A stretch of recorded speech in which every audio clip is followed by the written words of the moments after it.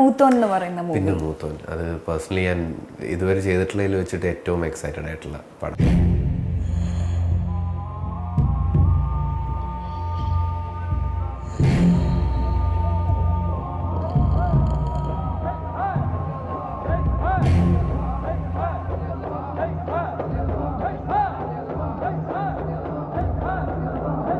എന്താ എക്സൈറ്റഡ് ആക്കി അതില്? ഫസ്റ്റ്ലി ഒരു ഡ്രീം ടീമാണ്. അഗൈൻ ഈ പറഞ്ഞ പോലെ നമ്മൾ രാജീവേട്ടൻ, ഗീതു ചേച്ചി, നിവിനേട്ടൻ ആക്ട് ചെയ്യുന്നു. അപ്പം അങ്ങനെ മൊത്തത്തിൽ ആ ഒരു ഇപ്പം മൂത്തോൻ എന്ന് പറയുന്ന പടം നമ്മൾ ആദ്യം സിനിമ ചെയ്ത് തുടങ്ങിയ സമയത്ത്, അതായത് സിനിമയിൽ എന്തെങ്കിലുമൊക്കെ ചിലപ്പോൾ ഉണ്ടാവാം എന്നുള്ള തോട്ട് ആദ്യം വരുന്നത് ആനന്ദത്തിൻ്റെ സമയത്താണ്. ഇങ്ങോട്ടേക്ക് വർക്കിനുള്ള കോള് വന്നു തുടങ്ങും.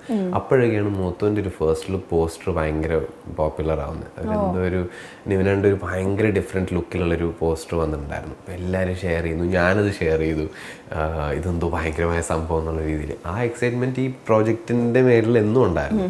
അപ്പം ഗീതു എന്നെ വിളിക്കുമ്പോൾ മൂത്തോൻ്റെ ഷൂട്ട് കഴിഞ്ഞിട്ടില്ല എന്ന് പോലും നമുക്കറിയില്ല. നമ്മുടെയൊക്കെ മനസ്സിൽ ഷൂട്ടൊക്കെ കഴിഞ്ഞ് വേറെ എന്തെങ്കിലും വർക്കിലായിരിക്കും എന്നുള്ള രീതിയിൽ. ഗീതു വിളിച്ചിട്ട് പറഞ്ഞ ഒരു ഷെഡ്യൂളുണ്ട്, ബാക്കി അതിലൊരു ഭയങ്കര ഇമ്പോർട്ടൻറ്റ് ക്യാരക്ടറുണ്ട്, അതിനെപ്പറ്റി ഒന്ന് ഡിസ്കസ് ചെയ്യാൻ മീറ്റ് ചെയ്യണമെന്ന് പറഞ്ഞു. അപ്പോൾ from there on it was a dream journey.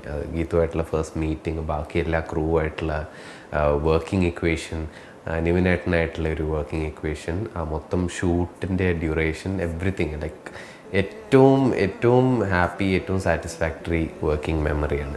വരുന്ന തലമുറയോട്, അതായത് സിനിമ സ്വപ്നം കണ്ടിരിക്കുന്ന ഒരുപാട് പേരുണ്ട്, നമുക്കറിയാം. അങ്ങനെയുള്ളവരോട് റോഷൻ എന്ന ആക്ടറിന് എന്താ പറയാനുള്ളത്? ഇറ്റ്സ് പോസിബിൾ എന്നുള്ളതാണ്. പക്ഷേ നമ്മൾ വർക്ക് ചെയ്തുകൊണ്ടിരിക്കണം.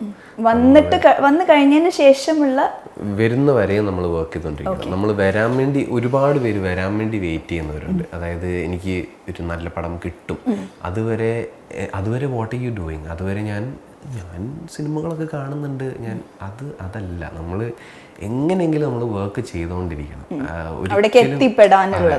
ഒരാളും ചാൻസ് അങ്ങോട്ട് ഇങ്ങനെ തപ്പി പിടിച്ച് കൊണ്ടുവന്ന് തരാൻ പോകുന്നു ഞാൻ വിശ്വസിച്ചിട്ടില്ല. ഓഡിഷൻസ് ഒരുപാട് ഇപ്പം നടക്കുന്നുണ്ട്, that's great, that's an avenue for a lot of people to get in. പക്ഷേ ഓഡിഷന് പോകാന്നുള്ളത് മാത്രം ചെയ്തുകൊണ്ടിരുന്നിട്ട് ഒരു 50 ഓഡിഷന് പോയി കഴിഞ്ഞാൽ 51ാമത്തെ ഓഡിഷൻ നമ്മുടെ ആദ്യത്തെ ഓഡിഷനെക്കാട്ടിലും നല്ലതായിരിക്കും. ഒരു സാധനം 50 പ്രാവശ്യം ചെയ്താൽ എല്ലാവരും പഠിക്കും. പക്ഷേ ഈ 1ാമത്തെ ഓഡിഷന് 2ാമത്തെ ഓഡിഷൻ്റെ ഇടയിലുള്ള സമയത്തും കൂടെ നമുക്ക് പഠിക്കാൻ എന്തെങ്കിലും ചെയ്തുകൂടെ? നാടകങ്ങൾ ചെയ്തുകൂടെ, നമുക്ക് ഷോർട്ട് ഫിലിം ചെയ്തുകൂടെ? എല്ലാവരും സിനിമകൾ ഉണ്ടാക്കുക.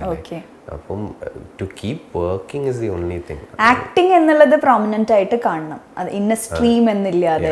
നമ്മുടെ കയ്യിലുള്ള ഓഫർ ചെയ്യാനുള്ള പ്രോഡക്റ്റ് അവർ വാങ്ങണമല്ലോ. അപ്പം ഇത് കൂടുതൽ നന്നാക്കിയാൽ അവർ വാങ്ങാനുള്ള ചാൻസ് കൂടുതലാണ്. It's that simple. അല്ലെങ്കിൽ എന്നെ ഒരു ഭയങ്കരമായ, അങ്ങനെ ഉണ്ടാവാം, എന്നെ ഭയങ്കരമായ ഒരു ഡയറക്ടർ കണ്ടെത്തി എന്നിലെ ബെസ്റ്റ് പുറത്ത് കൊണ്ടുവരാം. അത് കഴിഞ്ഞിട്ട് അടുത്ത ചെയ്യാൻ പോകുന്ന പടത്തിലെ ഡയറക്ടർ ഭയങ്കരനല്ലെങ്കിലോ, അപ്പം നമ്മുടെ കയ്യിലുള്ള സാധനം തന്നെ ചെലവാക്കണ്ടേ?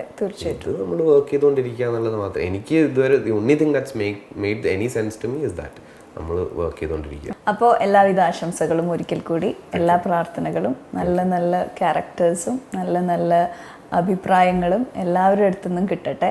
ആത്മാർത്ഥമായിട്ടുള്ള പ്രാർത്ഥനകൾ. അപ്പോൾ all the best for the show also. Thank you dear, thank you so much. നന്നാവട്ടെ, അടിപൊളിയാവട്ടെ. Thank you very much.